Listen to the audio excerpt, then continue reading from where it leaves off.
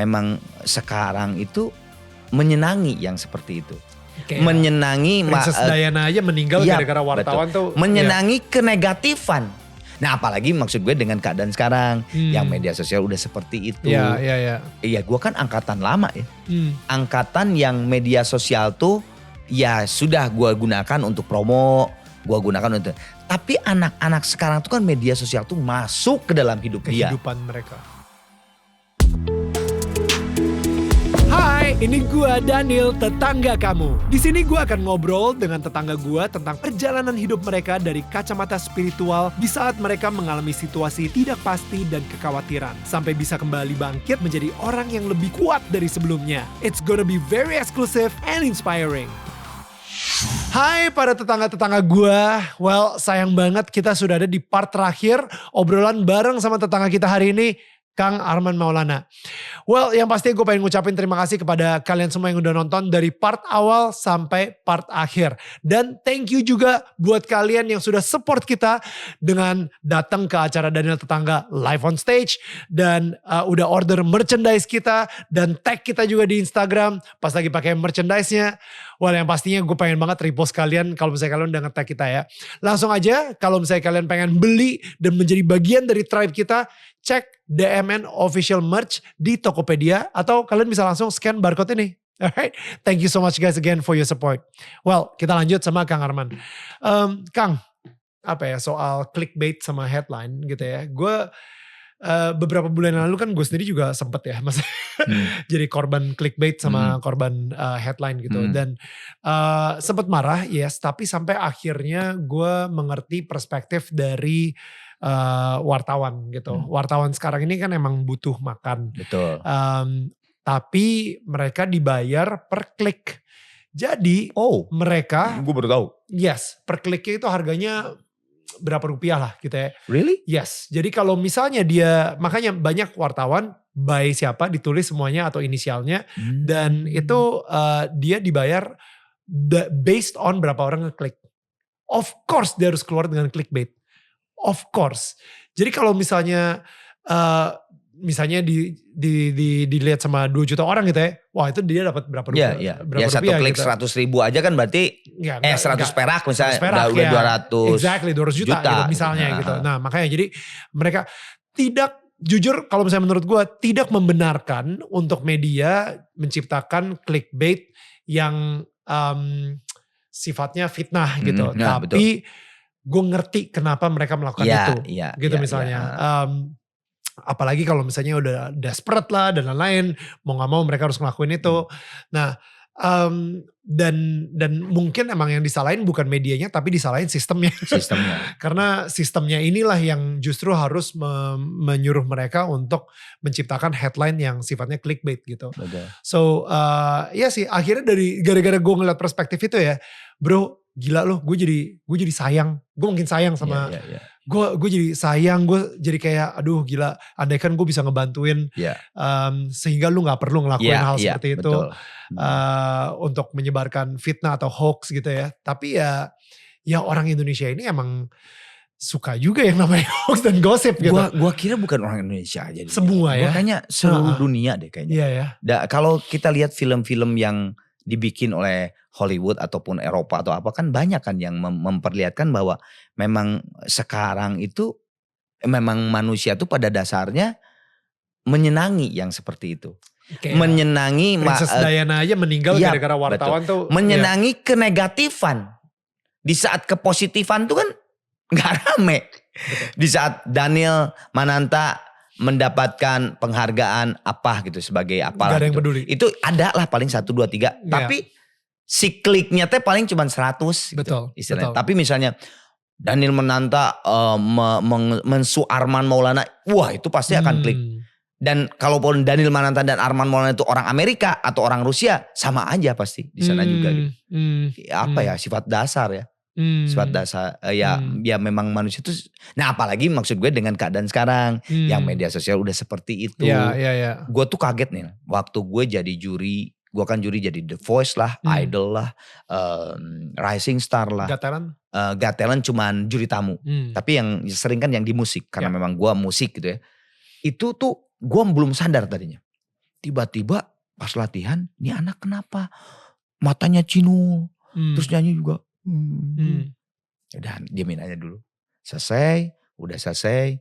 Oke sekarang Coach Arman selesai. Oke siap, gue panggil semua peserta. Gue panggil, gimana tadi? Aman? Kamu tadi kurang ini ya? Udah. Oke bubar. Gue panggil tuh. Nil sini Nil. Kenapa Nil? Gue bilang gitu ya. Coach, aku dibully gara-gara kemarin nyanyi gimana? Terus iya gue kan angkatan lama ya. Angkatan yang media sosial tuh ya sudah gue gunakan untuk promo. Gue gunakan untuk. Tapi anak-anak sekarang tuh kan media sosial tuh masuk ke dalam hidup dia. Kehidupan mereka. Jadi ketika dia dibully tuh kayak bener-bener. Ada orang beneran yang di depan dia betul. yang gitu. Tadinya gue ngapain tuh mikirin dia ngegaji lu. Gak kasih lu makan. Kagak kenal, gak ngasih makan lu. Tadinya gitu kan. Terus gue mikir pas gue pulang. Oh iya ya beda Sekarang beda sekarang tuh karena media sosial tuh masuk. Nah akhirnya besoknya gue ngobrol lagi. Beda pendekatannya. Pendekatannya beda. Yaudah gak apa-apa. Anggap aja itu justru masukan. Gue bilang tuh. Ya, mungkin kamu memang jelek kemarin. Nah sekarang jeleknya kamu apa? Apakah kurang percaya diri? Apakah kamu tidak siap dengan lagu itu? Berarti kalau lu tidak siap dengan lagu itu, kan lu penyanyi, harusnya lu harus siap. Hafal liriknya, nadanya harus apa, aransemen Mas Oni itu seperti apa. Lu udah harus, dari sini nadanya kayak gitu. Akhirnya pendekatan seperti itu. Tadinya gue tuh ngasar, ngapain lu mikir? Ya itu kan angkatan gue. Angkatan gue makan kayak misalnya ada komen yang hate speech gitu. Padahal alah blok. Hapus, blok buat gue mah gitu aja kan. Blok kagak kenal siapa lo gitu. Blok hapus. Tapi kan itu angkatan kita ya gitu kan. Yang bukan istilahnya pecenghul dari rahim ibu tuh Kita mah memang belum ada. Lah kalau mereka mau keluar dari rahim ibu kan udah dengan media sosial. Jangan bawa angkatan kita dong. Kita 10 tahun beda deh masalahnya. Jauh ya? Jadi jauh. Angkatan lo. Anda milenial, saya kolonial. jangan bahkan jauh di bawah kolonial. Dan itu sih yang gue lihat ya. Dan gue bro, that was amazing. By the way, sorry ya. Gue jadi ngerasa apa yang lo lakuin barusan ke anak itu lu ngerubah hidupnya dia banget gitu. Dengan cara pemikiran lo, dengan cara lu mentorin dia, dengan lu ngomong di sini aja pun juga gue ngerasa ada seseorang yang lagi nonton itu mempunyai perspektif yang berbeda. Dan itu yang bikin gue yakin kenapa Tuhan itu mempunyai sebuah tujuan untuk lu berada di dunia entertainment. Amin. Ya Allah, bro, semua orang pada bilang kalau dunia entertainment itu dunia yang gelap. Kita udah lihat berapa banyak orang yang hidupnya hancur gara-gara dunia entertainment. Dan bahkan dia gak di entertainment tapi dia nonton dan terinspirasi dan akhirnya hidupnya gara hancur juga gitu. Ya zaman-zaman I hate to say this, cuman zaman-zaman MTV lah ya. MTV itu kayaknya benar-benar kayak membuat sebuah generasi yang semuanya serba free, right? Party dan lain-lain gitu. Itu power dari media. Media atau entertainment itu bisa membuat seseorang jadi rusak, jadi hancur, atau jadi baik gitu. Nah, di dunia entertainment yang gelap ini emang dibutuhkan banget orang-orang seperti Arman Maulana gitu. Yang, bro ya Allah, amin. Come on, maksud gue lu anomali, lu gak banyak. Oke, lu gak banyak gitu. Arman Maulana itu gak banyak. Dinosaurus? Langka ya. Lu punya apa ya, kayaknya udah jelas gitu. Kayak I don't know ya, apakah pernah ada satu momen dimana lu ngerasa wow, ini dia kenapa gue dibutuhkan di dunia entertainment. Atau lu punya purpose, tujuan tertentu di dunia entertainment gitu. Kalau gue sih sebetulnya kalau rasa itu sih enggak lah sampai situ. Tapi gue tuh di dalam diri gue tuh pernah, bukan pernah, maksudnya gini. Justru gue kembali lagi yang tadi gue ngobrol sama lu, contoh. Jadi kan gue kayak tadi kan nyokap contoh ke anak contoh. Jadi gue tuh bener yang lu tadi bilang, di dunia entertainment tuh kan dunia glamor gitu ya, gemerlap, bla bla bla dan sebagainya. Tapi gue tuh justru ya gue sering banget gitu yang kayak tadi aja lu bilang, lu tuh anomali terus atau lu tadi puasa gitu. Nah buat gue itu justru di dalam diri gue tuh kayak ada, gue di entertain Tapi gue bisa kok sambil beribadah gitu. Gue bisa kok sambil melakukan yang harus wajib dilakukan gue sebagai muslim gitu. Tidak pernah meninggalkan sholat misalnya. Tidak pernah meninggalkan yang wajib-wajib lah, yang wajib-wajib. Dan kalau bisa tetap melakukan banyak melakukan sunah-sunahnya juga, sunat-sunatnya juga dan sebagainya gitu. Buat gue itu cukup gitu. Dan orang akan melihat, oh ya istilahnya, iya dia juga bisa kok kayak gitu. Ya santai-santai aja gitu. Gue kalau disebut temen lu banyak temen gue. Kan tidak gara-gara gue puasa Senin Kemis jadi gak banyak temen kan gitu maksud gue. Diamin aja. Oke dia penyanyi terkenal tapi dia Senin Kemis gak usah temen. Kan gak juga gitu kan. Kayak gitu. Gue sih di situ sih Nil kalau gue. Tapi gue tidak pernah merasa bahwa mungkin ini adalah gue didiemin sama Tuhan dikasih di sini tuh untuk purpose gue untuk supaya orang enggak sih. Tapi buat gue mudah-mudahan apa yang gue lakuin. Tapi bukan jadi ria ya, jadi pengen memperlihatkan, bukan. Enggak. Dan itu yang gue suka banget gitu, karena lu jadi diri lu sendiri aja, dan lu jadi, gue bisa bilang lu itu jadi kayak showcase-nya Tuhan di dunia entertainment. Ya Allah, amin. Really, like ini kalau misalnya lu yang ngomong ya lu ria gitu. Kalau gue yang ngomong ya nggak apa-apa gitu, diaminin aja. Karena amin. Lu adalah salah satu bukti di mana di dunia entertainment kayak tadi lu bilang bisa tetap setia sama Allah, dan itu dia kenapa Allah sendiri juga membuat karir lu sendiri. Come on, Gigi itu sampai 30 tahun. Tahun depan 30 tahun. Apa tahun? Sebetulnya sih sekarang 30, ya udah mau 30 tahun. Karena kan dulu tuh Gigi itu dihitung 94, 22 Maret tuh keluar kaset. Tapi kan sebelumnya kan kita latihannya itu sebelumnya 93. Iya. Sebenarnya ya udah bisa dibilang mau 30 tahun gitu. Dan Arman Maulana sendiri berarti di dunia entertainment udah berapa tahun? 33. Kan solo album dulu kan. That's a long time to be in entertainment. Iya emang lama sih gak kerasa.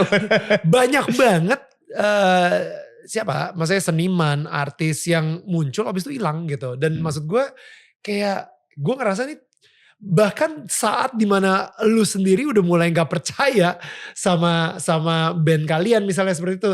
Tapi gue ngerasa kayak Tuhan percaya sama kalian dan dikasih kesempatan sampai di tahun 98 dimana itu udah beyond your control.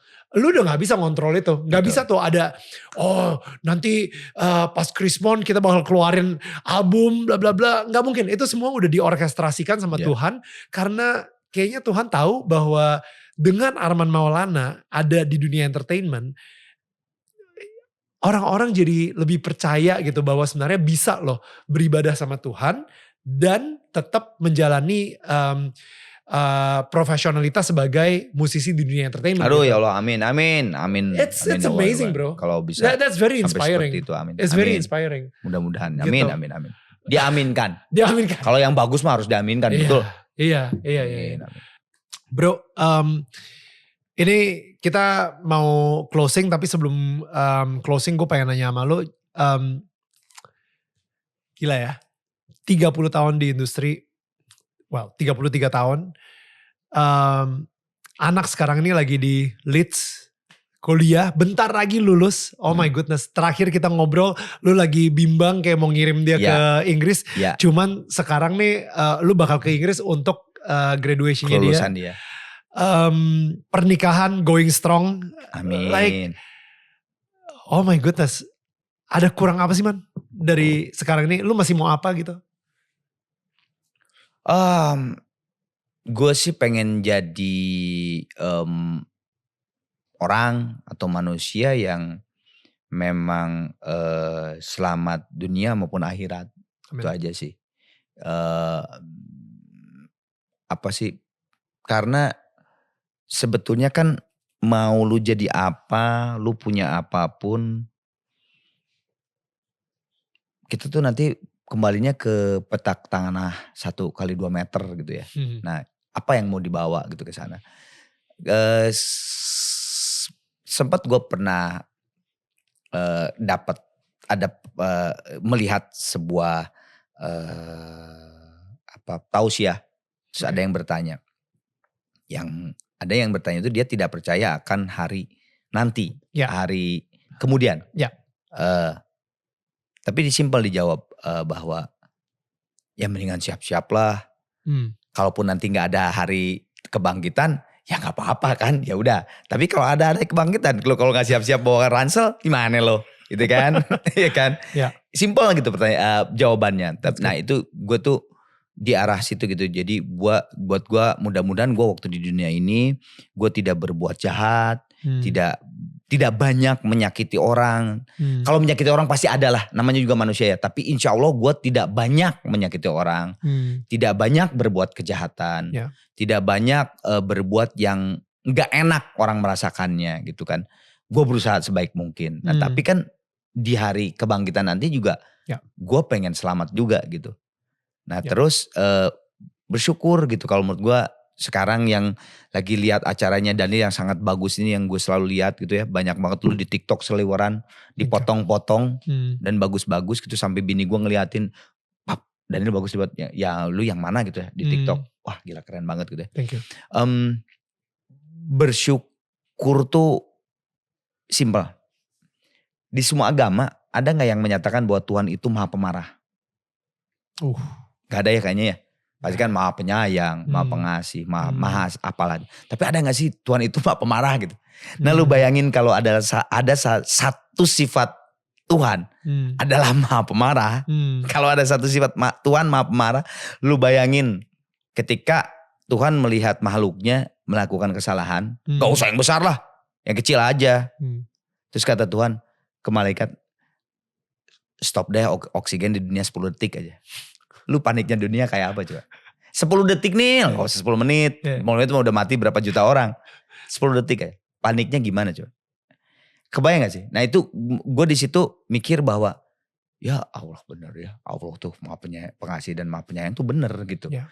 Ketika kita berbuat salah, Tuhan kita tuh tidak langsung loh. Wow. Padahal dia kan punya kekuatan, dia punya hak prerogatif untuk begitu gitu ya. Iya kan, mati loh gitu kan. Punya gitu, punya.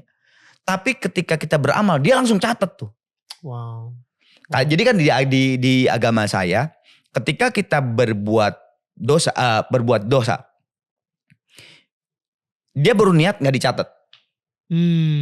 Dia melakukan, belum dicatat nih, ditunggu sampai nanti malam. Oh wow. Berapa jam kemudian. Nah kalau di dalam berapa jam kemudian itu kita tidak ada meminta maaf, tidak tobat. Oke kata Allah, sok mangga silakan catat.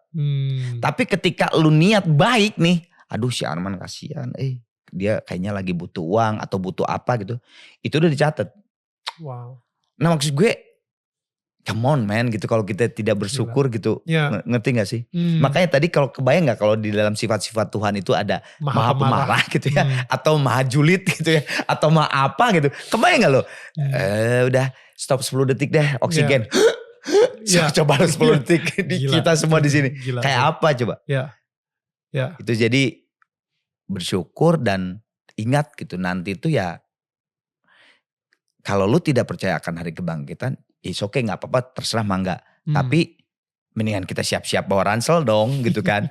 Kalau gak ada ya udah gak apa-apa ya wis berarti udahan kan gitu kan. Tapi kalau ada kan gue ada ransel. gue ada ransel gitu. Nah satu lagi nih penutup. Ranselnya juga kan kalau lu sekarang gue ajak ke Bandung.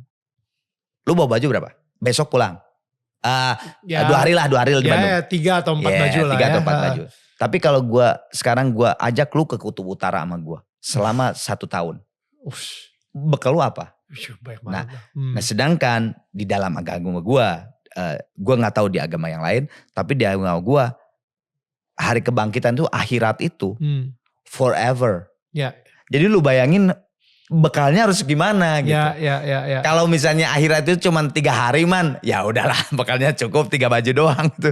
Tapi kalau forever, eternity ya. Ransel lu harus gimana gitu. Backpacker lu harus gimana gitu. Wow. Itu sih jadi ya insya Allah mudah-mudahan kita semua jadi manusia terbaik di dunia maupun akhirat dan di depan Allah Subhanahu Wa Taala. That's amazing. Dan gue satu hal lagi ya mungkin yang gue ngerasa nih, lu ini bisa dibilang hubungan lu dengan Tuhan, lu sebagai Arman Maulana itu seperti berdiri kayak tonggak yang kokoh gitu. Amin.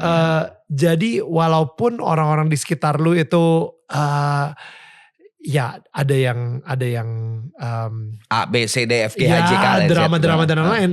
Tapi itu gak mengganggu hubungan lu dengan Tuhan sehingga tidak mengganggu lu. Lu jadi sangat secure banget gitu. Secure banget di dalam Tuhan juga gitu. Jadi kayak itu yang mungkin impresi yang gue dapetin dari seorang Arman Maulana sih. So gue berharap nanti kita bakal ngobrol lagi beberapa tahun lagi. Ya gak sih?